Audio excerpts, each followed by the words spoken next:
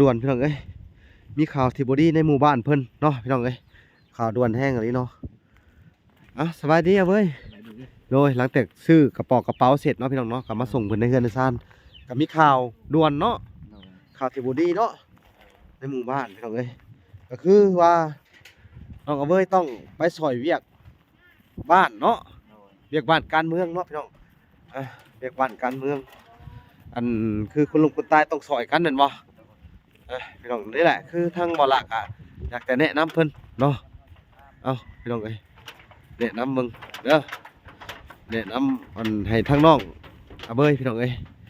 ได้ไปซอยเวียกซอยงานทางอันชาวบ้านเพิ่นหรือว่าให้เพิ่น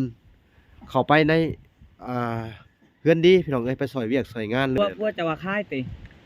มันว่าเอาแล้วว่าคายใช่แต่ว่าพวกจะมาจะทำไหมเด้อข้ามกับค่ายมันว่าไฮโลดหาเบ้ยโลดเนาะมันบอกแล้วมันไฮโลดโอ้พี่น้องเอ้ยมันเวียกมันใส่ในเขาสิใส่นี่เขายืมเงินเขากระปัวเขานี่ได้เป็นโศเกือบตายลูกโดยเลยจากไรเงินนี่ไปแทนเขาเจ้าติดนี้เขาไล่ไปได้เอื่อย3 ล้านติดนี้ก็ลดนั่นเด้ยัง3 ล้านเป็น6 ล้านเป็น6 ล้านพอดีขายดินกันเสียเขา4 ล้านกันซื้อเขาบ่พอซื้อเขาเพิ่มเติมซื้อเขากินอีกเขาก็ยังละ1โดยสิเขานำเจ้ามีเงินทุกอย่าง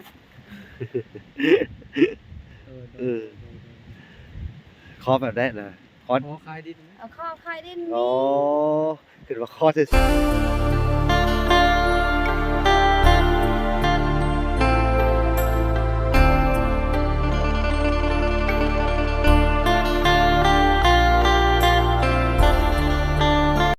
เราทุกคนเนาะหลังจากที่เอาเวยกลับมาเฮือนซ่านกะมีข่าวด่วนพี่น้องเอ้ยมีข่าวที่บอดี้ในหมู่บ้านเพิ่นเนาะพี่น้องเอ้ยข่าวด่วนแห้งอะไรเนาะสบายดีอ่ะเว้ยโดยหลังจากซื้อกระเป๋าเสร็จเนาะพี่น้องเนาะกลับมาส่งเพิ่นในเฮือนในซ่านก็มีข่าวด่วนเนาะข่าวที่บอดี้เนาะในหมู่บ้านพี่น้องเอ้ยก็คือว่าน้องเว้ยต้องไปซอยเวียกบ้านเนาะเวียกบ้านการเมืองเนาะพี่น้องเวียกบ้านการเมืองอันคือคุณลุงคุณตายต้องซอยกันนั่นบ่พี่น้องนี่แหละคือทางบ่หลักอยากจะแนะนำเพิ่นเนาะพี่น้องเอ้ยแนะนำมึงเด้อแนะนำอันให้ทางน้องเบ้ยพี่น้องเอ้ยได้ไปซอยเวียกซอยงานทางอันชาวบ้านเพิ่นหรือว่าให้เพิ่นเข้าไปในเฮือนดีพี่น้องเอ้ยไปซอยเวียกซอยงานหรือว่าไปส่วนร้ายนี่ไปซอยตักน้ำตักในเนาะพวกเป็ดพวกไก่พี่จังเนาะถ้ามีก็เนาะก็คืออันนี้ขอแนะนำเนาะคือว่าขอแนะนำมันเนาะบ่พรเนาะสบายดีเด้อสบายดีบ่พรเนาะเพราะว่าทางน้องเบยมันสิไปช่วยงานเป็นเพราะว่าคือชุมอ้ายอันสิแนะนำอันนี้ถูกต้องแล้วที่เจ้าทำเป็นเพื่อนเป็นเวียกเป็นงานคือคนล้มคนตายแห่งป่าบ่ได้เนาะบ่พรเนาะมันเป็นอันคือว่าอย่างน้องเบยนี่ก็อย่างตัวผู้เดียวเนาะเป็นทั้งพ่อทั้งแม่เป็นทั้งพี่ทั้งน้องให้ตัวเองเนาะรู้วิไผเด้และเฮาต้องไปช่วยเขาถูกต้องแหละเนาะอีกอย่างหนึ่งชนเผ่ากรุงทำซุมเฮาว่าเช็ดกระท่อมก็คือเฮ็ดบ่ได้เนาะโดยเพราะว่าในหมู่บ้านของน้องเบยนี่คนเสียแม่นเพิ่นว่าถ้าว่าคนเสียนี่ห้ามเฮ็ดเวียกเฮ็ดงานโดยห้ามเฮ็ดเวียกเฮ็ดงานไปซอยงานศพเนาะโดยไปซอยงานศพทางน้องเบียร์ค่ะทางน้องเบยก็กำลังเตรียมตัวจะไปบ่ล่ะแม่นกำลังเตรียมตัวจะไปเนาะเดี๋ยวเฮาก็จะไปส่งเพิ่นแล้วก็ถ่ายเพิ่นเล็กๆน้อยๆในงานเรียกหยังแน่เดี๋ยวเฮาก็จะไปส่งในงานเนาะจังได๋ก็บ่ใครก็คือในบ้านเดียวกันนี่แหละแต่ว่าใกล้ปัญหาเข้าไปเป็นผู้เฒ่าเนาะผู้เฒ่าจังได๋ก็อย่าเด้อไปช่วยเขาเด้อทุกๆครั้งที่มีแบบนี้เจ้าต้องช่วยเขาได้บัดนี้ในเมื่อในบ้านเขาฝากรับเอาจะให้แบบมาอยู่เป็นลูกบ้านคือเก่านะก็เช่นทำมนุษย์ตัวเลขให้คือเก่านะว่าพรคือก็บ่ทิ่มบ่ได้ปะดอกเนาะคือเพิ่นว่าทางเฮาถ้าเกิดว่ามีเงินซื้อที่ซื้อทาง รือว่ามีเงินเฮ็ดเฮือนเฮ็ดชาติเพิ่นแฮงดีใจนํเพิ่นก็สิถ้าว่าเฮ็ดเฮือนหลังใหญ่เพิ่นก็จังสิมาย่อซอยอีกได้ทั้งอันลูกบอกลูกบ้านมาย่อซอยอีกเพราะเพิ่นก็อยากให้เจ้าได้เนาะอืม เอากับพี่แต่ว่าวันพุธหน้าผมเลยจะทำบาลา โดย มันส้มบ่ายเนาะ อ่ะแล้วเฮาสิให้น้องเพิ่นไปเบิ่งดินนำบ่สัญญาบ่ไป ว่าไปก็ได้นะ นะ แต่ให้ไปเบิ่งเนาะใส่เอาได้ละเอาเลย ดินเนาะบ่ยากเจ้าของดินเพิ่นก็มาแล้วพี่น้องเอ้ยก็คือในเฮือนนี่แหละเนาะ ลองกันไปเบิ่ง เดี๋ยวสิไปส่งเจ้าอยู่ในงานเด้ออ่ะไปย่างไปนำกันก็ได้ปะย่างเอาเลยเอามักวันไหนสุด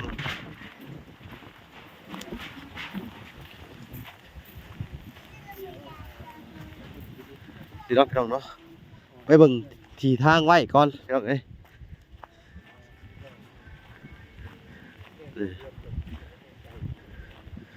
ก็คือเจ้าของอันดินนั่นแหละพี่น้องเอ้ยเพิ่น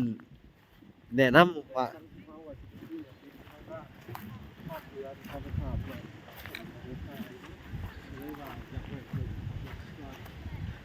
เบิ่งหลายบอลเนาะบ่พอเนาะเขาก็สิสอบถามเบิ่งหลายๆบอลเนาะข้างนอกน้ำแน่พี่น้องเอ้ย ในใจอันนี้คือในใจว่าฟอนนี่ก็อยากให้ทำข้างนอกหลายกว่า เออ แม่นข้างเบิ่ง นี่จังมาเอาจะบ่นี้ เนาะเขาก็ถามเผื่อไว้เนาะ แม่นล่ะ จำนวนราคาที่ดินมันสิแตกต่างกันบ่เนาะเอ้าพี่น้องเอ้ยนี่ เรื่อยเพิ่นจะขาย10ล้านหันแต่ส่วนหัวหันไป50กุ้งนี่ โอ้หลายเติมเนาะ ไป50กุ้งนี่บ่พอ เออ แต่ส่วนหัวบน50กุ้งน่าสิตั้มส่วนหัว50ล้าน โอ้ แต่ว่าอันนี้เป็นเส้นทางลักหมดเนาะคิดว่า โอ้ เบ้ยจังไดบ่เบ้ยมึงนี่เบ้ย เอ้า 500 มักพ่อดินแบบนี้วันดี เอาได้หมดเอาได้หมดหรือว่าสิเอาให้น้องจะอยู่บนเก่าเนาะ เออ มันจักสิว่าไปได้ทุกคน พี่น้องเอ้ยคือเขาต้องใครสิซื้อแท้ๆกะไอ้ต้องวัดเนาะ วัดให้มันเป็นมณฑลเอ้ย เออ อ่า วัดเบิ่ง วัดให้มันเป็นมณฑล สบายดี สวัสดี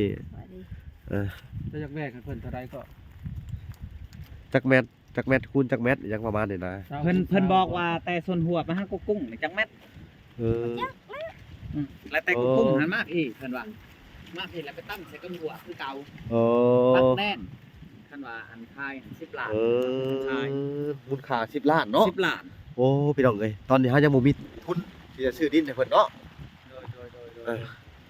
จังได๋ก็ภายที่มี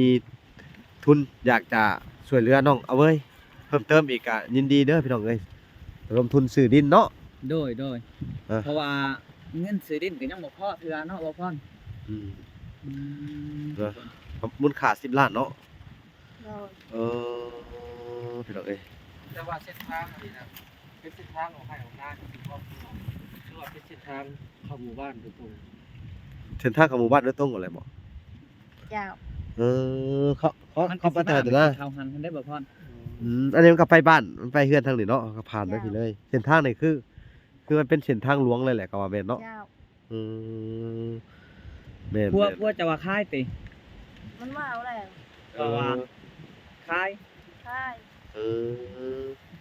แต่ว่าพวกจะมาจะทำไหมเด้อ ข้ามกับค่ายมันว่าไฮโลด หาเบ้ยโลดเนาะ มันบอกแล้วมันไฮโลด โดย โอ้พี่น้องเอ้ย มันเวียกมันใส่ในเขา สิใช้หนี้เขา ยืมเงินเขากับปัวเขานี่ได้เป็นโศกเกือบตาย โอ้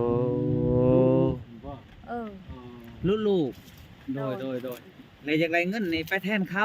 เออเจ้า ติดหนี้เขาไล่ไปได้เอื่อย 3 ล้าน อ๋อ ติดหนี้ก็ลดนั่นเด้ยัง3 ล้าน อ๋อเป็น6ล้าน เป็น6 ล้าน พอดีขายดินกับอัน เสียเขา 4ล้านก็ซื้อเขาวบ่พ พ อ อซื้อข้าวเพิ่มเติม ซื้อเขากินอีกเขาก็ยังละหนึ่ง โอ้โดย สิเขานำเจ้ามีเงินทุกอย่าง เออขอแบบได้นะขอ อ ขอขายดินนะ เอาข้อใครดิน โอ้คือว่าขอซื่อๆเฮาก็บ่มีเนาะก็หยอก ข้อใครดิน เพิ่นขอขายดินให้เฮา โอ้ สักนี้เพิ่นอยากได้10 ล้าน โดยโอ้ ใช่ดิใช่นี่แหละ โดย ยืมเงินเขาก็ปัว จะข อันนี้ เนาะ อันคันว่าซื้อดินก็ถ้าเบิ่งเงินก่อนเอื้อยถ้าเบิ่งเงินคันว่าซื้อแท้ก็ถ้าพวกเจ้ามา มันจังแล้วหั่นนะเฮาจังปักหลักคักแน่หั่นให้พวกเจ้าเบิ่งนำแม่นบ่บ่พอด แท้เป็นสี่เหลี่ยมคนๆเลยบ่ได้เซลล์บ่ได้หยังได้ แท็กเป็นสี่เหลี่ยม แทกกระแทก แทกเนาะ แต่ว่าถ้าพวกเจ้ามาก่อน เออ จังเฮาเว้ากันชัดเจน 10 ล้านเนาะ เพราะว่าทั้งคนทั้งเมียมันจังดีแม่นบ่บ่พอด ยาว เว้ากัน และอันคือการแทกเนี่ยต้องมี มาว่าบ่อื่น มาให้แล้วเวียกงานทุกเจ้าก่อนให้บ้านทุกเจ้าแหละ บ่ให้อัน ส่งสการเนี่ยก่อน ที่ป้องสร้างแล้วก่อน สงสการทั้งเวียกงานบ้านเจ้าแล้ว ปงพีคนตาย แม่น ป้องพี่แล้วจังสิมาเด้อ เออสิว่าสิได้เดินทางกลับก่อนแล้วก็ให้ทั้งคณะบ้านเพิ่นว่าเซ็นสัญญาอิหยังกันเรียบร้อยบนบันทึกประจำ ยาว แล้วก็มีใบลายลักษณ์อักษรเนาะในการซื้อที่ดิน โดย จ้ะ มอบกรรมสิทธิ์ให้เป็นทางนั้นเอาเว้ย อ่ะเบ้ย แม่น เว้าง่ายๆว่าเฮ็ดเบตาดิน โดย เฮ็ดเบตาดินซื้ออ่ะเบ้ยเลยเนาะ ไปซื้อขาย เนาะ ยาว นั่นแหละให้เอาเว้ยเป็นคนเซ็นเลยตรงๆหั่นนะ ยาว เนาะก็คือที่ดินพื้นนี่ อ่ะพี่น้องเอ้ย ใช่ คือว่าเจ้าของคน ขายเนาะ อยากขาย ใช่ ขายบ่พอ มันใส่ในเขามีเงิน อืม เสียเขานี่ เจ้ากันน่าสงสารเนาะ โอ้ย อืม เป็นหนี้บ่ได้ทุกข์จะได้ แม่น อะไร แม่น อะ แม่น ล่ะ จักปีแล้วเป็นหนี้กับเจ้าเอื้อย หลายปี ได้เรียบได้อยู่เนาะเขาก็ฟ้องแล้วเจะของเงินเนาะ อืมเฮ็ดเขาทงพระธาตุบ่แม่นเราบ่เฮ็ดเนาะของเรานี่ก็เด้เตาลาวพี่น้องเอ้ยเฮ็ดทานตลอดบ่ เฮ็ดน้ำเข้า เห็ดน้ำข้าวว่าเป็นของตัวเองอีก ว่าเฮ็ดน้ำเข้าเขาคอยบ่มีรถหักบ่มีตีนละสิแลนอันนี้ก็ตีนเขาไซแลนค่ะ อ๋อบ่มีตีน บ่มีตีน บ่มีตีนรถไถนี่เนาะ นี่ล่อจันช้า ว่าบ่มีบ่มีตีนรถไถนี่เนาะ ว่าบ่มี อ๋อบ่มีตีนเนาะ มีตี อ๋อ ไทยนา มีแต่เครื่องไถนานี่มีเนาะ โดย อ๋อ แลนไปแลนมาก็บ่มี โดย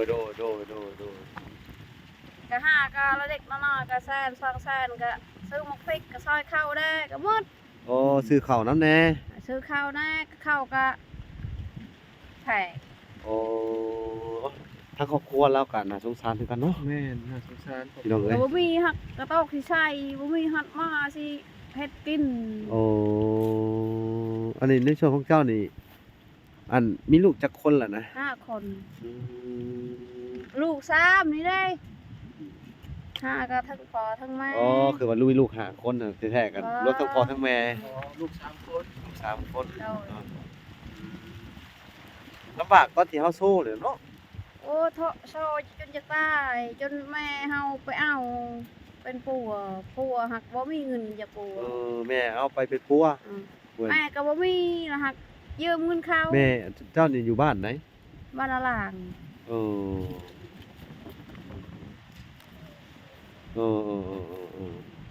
ขนาดอยู่แล้ว เป็นไง เอาน้องกระทั่งเลยลุงขายที่ดินเนาะ ขายเหรอเนาะ ตายแล้ว ราคา10 ล้านราคานี่ลดได้อยู่บ่ว่า เอารถจะพลายเจ้าสิให้ก็รถประมาณ9 ล้านเอา เอ ลดได้อยู่เนาะ รถได้อยู่พี่น้องไงเอ้า สาวคูณสาวได้บ่ ได้ สาวคูณสาวแม่น อืม เป็นดินไห้ดินนาเนาะ ดินลาดก็จังว่าอีกแบบหนึ่ง แม่น ครับพี่ได้ว่าทางสุเฮาสิพิจารณาอีกครั้ง เนาะ ถ้าว่าทางเฮาไปทำลายบ่อนก่อนเนาะเวลา โดย อ่า บ่แบบว่าถามคือหมายความว่าบางเทื่อก็จะให้เพิ่นออกไปอยู่นอกทางนำแน่ เพราะว่านอกทางมันเจริญแน่เด้ เออ เข้าออกง่ายสัญญาณกับเขาขาดจัดนี้นะ ค่อนข้างจะมี ถ้าว่าหาได้ใช้บ่ได้จังค่อยพิจารณาอีกครั้ง เนาะ นั่นแหละ ได้บ่บ่สิก็ได้เนาะ เอาได้ เออบางเทื่อก็อยากให้อยู่น้ำเจ้าหั่นแหละก็เคยอยู่เคยกินเนาะ ก็แม่น้ำอยู่นี่แหละมันเคยอยู่เคยกิน เอ ข้าว อ แต่ทุก ทุกปี เออ นี่ก็ยังบ่นี่อันนี้แล้วก็คอยให้อยู่นั่น ให้อยู่เลยบัดนี้ตัดสินใจซื้อดินเลยเนาะโอ้ แล้วนั่นนะ พอดเลย มันไปไกลยังไง แล้วกลับมาหาเจ้าคือเก่าก ลับมา มัน นี่ สิ ก็คอยบ่ได้ให้ไป มันอยู่นี่ เออ มัน พี่ ไปจังไงยังมาอีก เออ ว่าสถานที่เรือนของเพิ่นก็อยู่ใกล้ๆกับเจ้านี้ ตะกี้หามาอันทั้งครอบครัวเชิญมาขออายุอาศัยน้ำดินเจ้า เออ แล้วบ่อย่างนี้เลยเพิ่นหาก็ได้เนาะ มาเกาะแกะอยู่แถวนี้เนาะ เจ้า พี่น้องเฮาบ่ บ่หักบ่มีดินเข้าหักบ่ได้ให้เพิ่นนะ เออก็เลยมาอาศัยอยู่น้ำเจ้าแล้วก็ มใส่อยู่น้ำคอย แล้วเพิ่นก็เลยว่า ติดอันบริเวณนี้เนาะ อืม เวลาหนีไปฮอดหาวนกโคกฮอดไปบ่ไกลยังกลับมาอยู่ไปเวียงไปสวรรค์ กลับมาอีก ยังกลับมาอยู่ในนี่เนาะ อืม ก็เลยว่ามันอยากได้ดินบัดนี้ก็ให้เลยซะว่าสิเนาะ ให้ โอ้ มีแล้วก็ให้ เรื่อง ยัง ราว พอยังบ่ทันตายละยังอยู่นี่เฮ็ดทางฮะ เออ พิ่นหัน โดย เนาะ เออตายก็ตายในตารางบ่มีชงบ่มีเสือตายอีก หมดไปส่งสการทหารคนบอกเขาว่า เออ อันนี้ก็คอยบ่ให้ไปนะ มันอยู่ในนี่ เออก็อีก มั อย่าง ไป หนึ่ง ก็ไปบ่วิด เอ้า ชื่ออะไร ทักษิว่าแต่แน่นอนก็เป็นความลาวได้ว่าอย่างหนึ่งเนาะคนเคยอยู่เคยอาศัยอยู่นี้เวลา ก็ว่าอย่างหนึ่ง พื้นเทเฮาอะนะแล้วพื้นฐานน่ะดิแท้มันบ่แม่นดินเฮาดอก แต่ว่า เออ การแบบความทรงจำเก่าๆคิดว่าเคยมีพ่อมีแม่เนาะคิดว่าอันเฮือนเฮาอยู่นี่นะความคิดเนาะดิแท้มันก็บ่แม่นดินลาวดอกแต่ว่าเราความทรงจำเนาะ ความทรงจำในอดีตเคยมีพ่อมีแม่ว่าซั่นนะมีอ้ายมีเอ้ยน้องเนาะ อืม ก็เลยว่าโอ้หนีบ่พ้นพี่น้องเอ้ยถึงแม้จะไปอยู่ป่าดูดงอยู่ใช้กระยายังกลับมาอยู่นี่คือเราเว้าอะไร แบบ เจ้า นั้ ฮะ น เจ้าฮักกะมาแต่ซอยงานเฮือนดีบ่ เอ เอ อ อ โอ้ก็คือแบบว่า ถ้าเป็นทางบ้านเจ้านี่ถ้าว่ามีคนเสียแล้วก็พากันไปซอยเบิดบ้านบ่ หมดบ้าน แม่น เวียกต้องหยุดเนาะ เออ แม่น วัน ห เฮ็ด ยุด เวียกต่างๆหยุดเลย หยุด นี่เนาะเฮากะแม่นความว่าพรทั้งเฮากะทั้งไทยเฮานี่กะแนะนำบ่าวเอาเว้ยให้ช่วยเวียกบ้านเพราะว่าเพิ่นน่ะบ่มีไผนะเพิ่นน่ะเป็นทั้งพี่ทั้งน้องเป็นทั้งพ่อทั้งแม่เจ้าของก็คือว่าอันถ้าจะเข้าสังคมหรือว่าจะเข้าอันในหมู่บ้านคือเก่าก็ต้องเฮ็ดแบบซี่ได้ต้องไปช่วยเวียกบ้านเพิ่นงานคนล้มคนตายก็ต้องให้เห็นหน้าเนาะ เพิ่นก็ เออ บ่าวอาเบยน้องอาเบยก็กำลังจะเตรียมตัวเนาะพี่น้องบ่ให้เพิ่นไปแล้วบ่ ยังก็สิไปส่งเพิ่นอยู่งานพุ่นน่ะ ทางบ่าวลาวจะไปส่งเพิ่ แม่นสิไปเบิ่งไปส่งอยู่ ใช้ ไปส่งอยู่บ่อนอันน่ะว่าเฮือนดี โอ้ จัง เออมันเคยอยู่ แม่น แล้ว แล้วสำนึกผิดแล้วแล้ว เออ แล้วบัดแล้วอยากช่วยเวียกบ้าน มันเคยกินข้าวฮะ บ้านนี้ แม่นอยากช่วย เอาบ่ คือ ล่ะ คือ กลับก็ โดย ได้ สบายดีเดินทางปลอดภัยเด้อเดินทางปลอดภัย คือหมายความว่าชูเฮาหาสิคอยแนะนำน้องเนาะคอยบอกน้องว่า ก็จะยานคอยมันยานมันไป บอกแบบนี้เด้อให้เข้าสู่สังคมก็คือช่วยเวียกช่วยงานเพิ่นบ่ว่าจะเป็นพี่หรือน้องบ่เคยกินหยังกับต้องได้ไปเพราะว่าเนี่ยนี่ทั้งในบ้านก็หับเอาเป็นลูกบ้านคือเก่าเพิ่นก็บ่ได้ทิ่มบ่ได้ปะบ่ได้หยังเนาะ เพิ่นก็แฮ่งเข้าไปอันช่วยเหลือเพิ่นแหล้วเนาะเป็นเวียกงานคนล้มคนตายเนาะนี่แหละเฮาจักแนะนำว่าเป็นเวียกงานอีหยังก็ให้ช่วยเพิ่นเบิดทุกอย่างบ่ว่าจะแบบประชุมบ่ออกให้งานเนาะจังได๋ก็ในชุมชนเฮาเฮ็ดไว้ได้เฮาก็ต้องเฮ็ดแบบนั้นได้พ่อพรเอ้ยอยู่ไสคือกันเด้ออันนี้ฮะมันบ่แม่นอันนี้เขาเรียกเอิ้นว่าเวียกรวมในชุมชน อ่ะ ก็จำเป็นต้องเฮ็ดเนาะถ้าเฮาสิปะละเลยไปก็คือว่าเฮาบ่เข้าสังคมเฮาบ่เข้าหมู่บ่เข้าครูและอันชาวบ้านก็สิมองว่าผู้นี้มันก็สิเป็นคนเก่าและอันเติดเปิดเปิงไปแล้วเขาก็สิรับบ่ได้ไดนี่แหละคือเหตุผลที่ว่าอันคนที่หักเราก็มีคนที่บ่มักเราก็มีก็ย้อนเหตุผลนี้เนาะเขาว่ากันพี่น้องเอ้ยเพราะว่ามันเป็นการอันเวียกร่วมกับว่าแม่นเป็นอันเวียกสังคมพี่น้องเอ้ย เนาะ อืม เนาะก็ได้มาสอบถามทางเอื้อยเล็กๆน้อย เนาะเกี่ยวกับที่ดิน การขายที่ดินของเพิ่น แม่นพี่น้องเอ้ย ซึ่งก็ในใจก็สงสารเพิ่นอยู่เนาะ แม่น ก็ติด สงสาร หนี้6ล้านบ่เอ้ย ติดหนี้6ล้าน 6ล้านถ้าสิไปซื้อหม้องอื่นก็จักสิว่าได้ เออ คิดสงสารเพิ่นอยู่ แม่น บ่มีสิเสียเขาเงินก็ ถ้าเพิ่นได้ขายจัก8-9ล้านนี่เพิ่นก็สิใช้หนี้ปุ๊บเพิ่นสิมีแฮงดอก แม่น โอ้ย คนเป็นหนี้นี่อุกใจได้ อุกใจแม่น จ พ่อพี่น้องเอ้ย นนอนก็บ่หลับ นอนเขาบ่รับไอ้หลีพี่น้องเอ้ยเอาจังได๋ก็สู้คือเก่าเจ้าก็เด้อเป็นกำลังใจให้เนาะซุมเฮาก็ได้ก็เป็นจังได๋ก็สิอยากให้น้องเพิ่นอยู่นี่แหละเนาะว่าพรหรือว่าแนวใดก็บ่ฮู้ ให้มันอยู่เดี๋ยวนี้นะ แม่นๆพอได้เบิ่งอาศัยกันเราอ่ะว่า มันไป ไก่ เจ้าก็ห่วงบ่ถามอีหลีแม่นบ่เจ้าก็ห่วงลาอยู่บ่แบบในน้ำที่ว่าคนเคยอยู่อาศัยใกล้ๆกันนี่ แบบนั้น แบบมันผูกพันเนาะเราก็ได้เนาะ อ่า เนาะบ่พรเนาะแบบว่าคล้ายๆคือว่าคนเคยเห็นแต่ยังน้อยเนาะ อ่า เคยอาศัยไผพึ่งกันแต่ยังน้อยนะ อ่า แต่พอแต่แม่เรายังอยู่เนาะ แต่พอยังก็ยังลูกเขานี่เด้ เอ เป็น อ โซก็จนอยากได้ เออ อีนางเข้าอีนางน้ เอ ำ อ อีนางพริกเกลือก็บ่มีเด้ เออ บ่มีคือกันก็ โดยตอน กันกิน ตอนสมัยเราพอเราโซ่ก็ได้ บ่เราพอโซได้พอเราโซฮะ บ่มีหยังเนาะก็มีแต่ชุดเจ้าซอย เจ้าชุดเจ้าก็บ่มีเนาะ ซอยก็บ่มีคือกันหักสงสาร ก็ซอยไปอีก ซอยไปอีก นี่แหละคือความผูกพันพี่น้องเอ้ย อันนี้ก็ บ่แม่นพี่บ่แม่นน้องแต่ก็ซ้ำมันนะ ทางอื่น เออ บ่ให้ไป เออ ไปไกลสำนักละยังมาอีก เหตุผล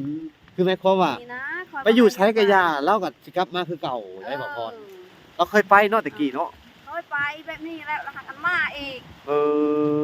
ไป มานอนมากินข้าวกินทุกสิ่งทุกอย่างเคยกินก็กิน กินน้ำเจ้าเนาะ ตกละเฮเล่ร่อนมันก็จะกลับมาคือเก่า แบบนั้น บ่พรเลยเรื่องราวก็เป็นแบบสิเนาะจังได๋ก็สู่เด้อทางเจ้าก็เนาะเฮาก็สิได้ไปตามเอาเว้ยไปเบิ่งในงานว่าเพิ่นสิไปฮอดไสแน่พี่น้องเอ้ยโอเคบ่พรไปโอเคเนาะ ก็สิไปซอยงานศพ แม่นสิไปสอยงานศพแหละพี่น้องเอ้ยก็สิไปตามเอาไว้ก่อนพี่น้องเอ้ยเพราะว่าเพิ่นก็ต้องไปสอยเวียกสอยงานเป็นเรื่องปกติเนาะพี่น้องเนาะเขาก็แนะนำให้เพิ่นได้ซ้ำที่เขาแนะนำเนาะคันว่าสิบอกสอนมันก็อันต้องขอโทษขออภัยมันเป็นคำที่บ่ดีพี่น้องเอ้ยเขาก็สิแนะนำเพิ่นทุกๆอย่างเนาะสงสารเพิ่นใหญ่ขึ้นมาอีกนิดนึงพอมีความรู้แน่เนาะเขาก็สิได้บอกสอนเพิ่นพี่น้องเอ้ยพี่น้องเอ้ยไปตามไปติดตามพี่น้องเอ้ยแม่น แม่น ไกลแล้วมาจาก นี่เนาะพี่น้องเนาะกำลังสิเดินทางกันเนาะไปขึ้น ขึ้นรถลงเว้ย พี่น้องเอ้ยไปก่อนพี่น้องเอ้ยไปเจอกันอยู่กันนี่เลยพี่น้องเนาะทุกคนเนาะก็พาเอาเบยเข้ามาเพิ่นดีพี่น้องเอ้ยสิได้มอบเงินให้เพิ่นไปกินทานเนาะว่าเพิ่นกินทานเท่าไหร่บ่อย่างนี้กินทานอยู่พุ่นเลยเนาะแต่ว่าประกันเพิ่นเด้ซะ กันไทย ประกันภัยเพิ่นน่ะ ประกันภัยก็ คนหัวหน้าน้อยเป็นบ่าวคนครับไป ยังธรรมดาด้วย โอ้เท่าไหร่บ่ กันไทย20,000 20,000เนาะ กินทานแล้วแต่ โอ้โดยก็สิให้เพิ่นนี่มาเฮ็ดเวียกเฮ็ดงานนำ ทุกๆครั้ง กินทานนะ เพราะว่าเฮาสิจัดระเบียบให้เพิ่นให้อยู่ในหมู่บ้านโดยพี่น้องเอ้ยก็สิให้มอบเงินให้เพิ่นเนาะธรรมดาก็สิมอบเงินให้เพิ่นไปกินอยู่กินทานเนาะก็ถือว่าอันนี้เป็นงานเพิ่นดีในหมู่บ้านเพิ่นต้องมาเขาไอ้มื้ออื่นได้รับปงเนาะ มื้ออื่นบ่ โอ้ปงสการเนาะปงสการมื้ออื่นเนาะ มีกระทาเรียก ให้อ่านมาถ่ายขึ้น แล้วก็มีแต่ว่า ตอนแรกก็สิได้อยู่เป็นหมู่เขาคือชื่อหมู่พื้น ตลอดครับ อยู่ตลอดแต่มื้ออื่นมื้อฮื้อสิได้ว่างเนาะมื้อฮื้อจังสิได้ว่างเพิ่นว่าเนาะทั้งบ่ล่ะก็สิได้เดินทางหลังจากมอบให้น้องเพิ่นไอ้ประกันภัยแล้วก็กินทาน30แล้วก็ประกันภัยอันนั้นเนาะ 20,000เนาะโอเคเพิ่นเอ้ยเขาก็ได้ถามทางหัวหน้าหน่วยเพิ่นแล้วเนาะ มันก็ยังถามเอาแล้วนะน้องถาม หึ ทาคนนั้นมา ทางหัวหน้าหน่วยมานะ เจ้าบ่ทาก็ได้เขาถามเอาเอง โอเคนี่นะทุกคนเนาะหลังจากอันนี้ก็สิให้ทั้งน้องเพิ่นใช้จ่ายเงินประกันภัยเนาะเป็นเงินอยู่50แล้วก็ให้เพิ่นกินทานนำเอ้าโดยเดี๋ยวอาจสิได้กลับก่อนเด้อเว้ยเด้อเจ้าอยู่น้ำบ้านน้ำเมืองเพิ่นช่วยเวียกช่วยงานเด้อจะได้ก็ช่วยเวียกช่วยงานเพิ่นเนาะเดี๋ยวเอาเบอร์ไว้เอาเบอร์มาให้หน่อยเด้อเดี๋ยวสิโทรหาเป็นจังไดก็ได้สิติดต่อมาหาเพิ่นบ่อยๆนะเพิ่นเนาะฮู้บ่เบอร์เจ้าของ นะผู้บ่เบอร์อืมจำได้บ่ เบอร์ไผ เบอร์สัญญาตัวนั้นเดี๋ยวอาจจะเบอร์ให้เด้อเป็นรายการพี่น้องเดี๋ยวจะให้